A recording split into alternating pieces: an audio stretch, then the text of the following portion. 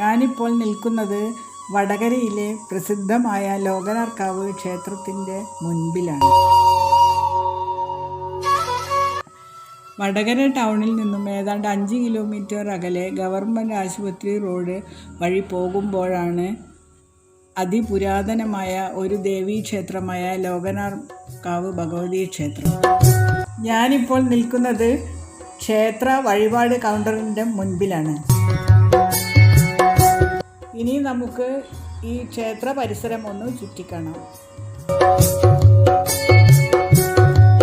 ഈ ക്ഷേത്രത്തെക്കുറിച്ച് വടക്കൻപാട്ട് കഥകളിലെ സിനിമകളിൽ വ്യാപകമായി പരാമർശിക്കുന്നുണ്ട്.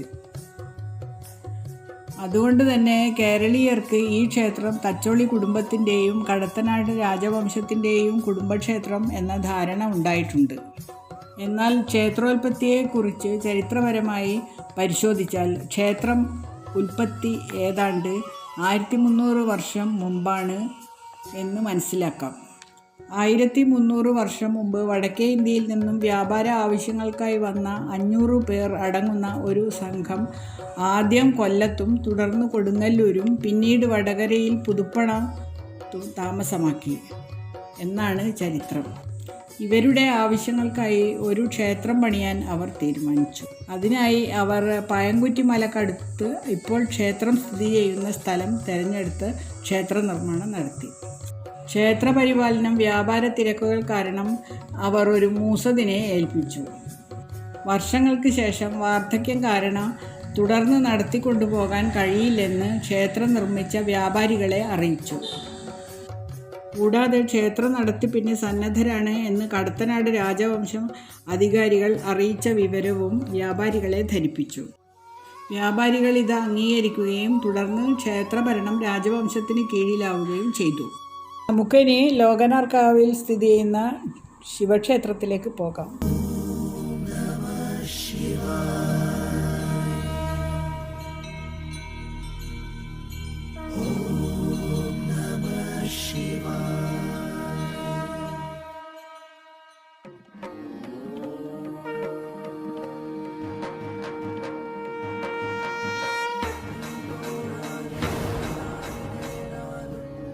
ഇതാണ് ശിവക്ഷേത്രം.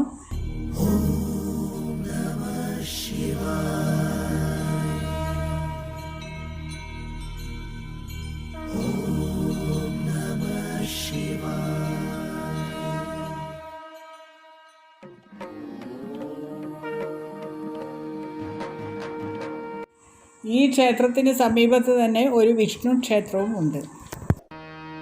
നമുക്കിനി വിഷ്ണു ക്ഷേത്രത്തിലേക്ക് പോകാം. നമുക്ക് ഒന്ന് വിഷ്ണു ക്ഷേത്രം ചുറ്റിക്കാണാം.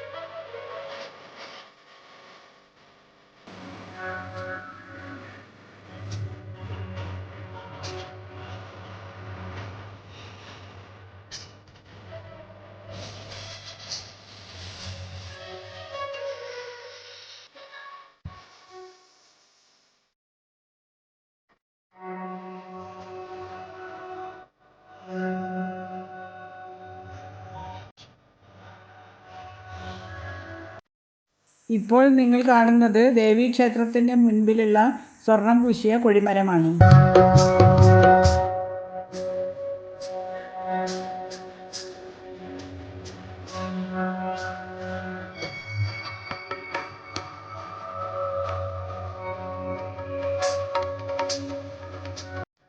നിങ്ങളിപ്പോൾ കാണുന്നത് ക്ഷേത്രത്തിന് സമീപമുള്ള അതിപുരാതനമായ ആൽമരവും അതിൻ്റെ തറയുമാണ്.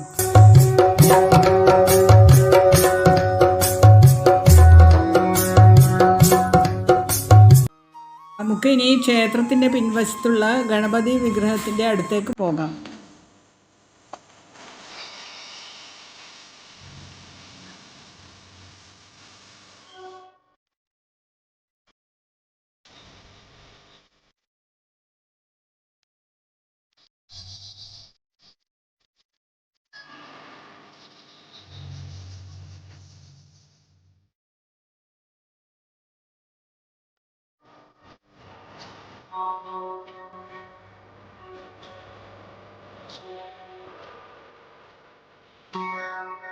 നമ്മൾ ക്ഷേത്രവും അതിൻ്റെ ചുറ്റുപാടും എല്ലാം കണ്ടു കഴിഞ്ഞു. ഇനിയിപ്പോൾ നമുക്ക് ക്ഷേത്രത്തിൻ്റെ അടുത്ത് പ്രസിദ്ധമായ ക്ഷേത്ര ചിറ കുളം സ്ഥിതി ചെയ്യുന്നുണ്ട്. അവിടത്തേക്ക് പോകാം. വൃശ്ചികം 16-നാണ് ക്ഷേത്രോത്സവം അഥവാ വിളക്കുത്സവം. പയങ്കുറ്റി മലയിൽ 11 കതിനവെടികൾ പൊട്ടിച്ച് ദേവി പ്രാർത്ഥനയോടെ ആരംഭിക്കുന്നു. ഇത്രയുമാണ് ക്ഷേത്രോത്പത്തിയെക്കുറിച്ച് ചരിത്രം പറയുന്നത്. ലോകനാർക്കാവ് ക്ഷേത്രം പയങ്കുറ്റി മലയുമായി വളരെയധികം ബന്ധപ്പെട്ട് കിടക്കുന്നു.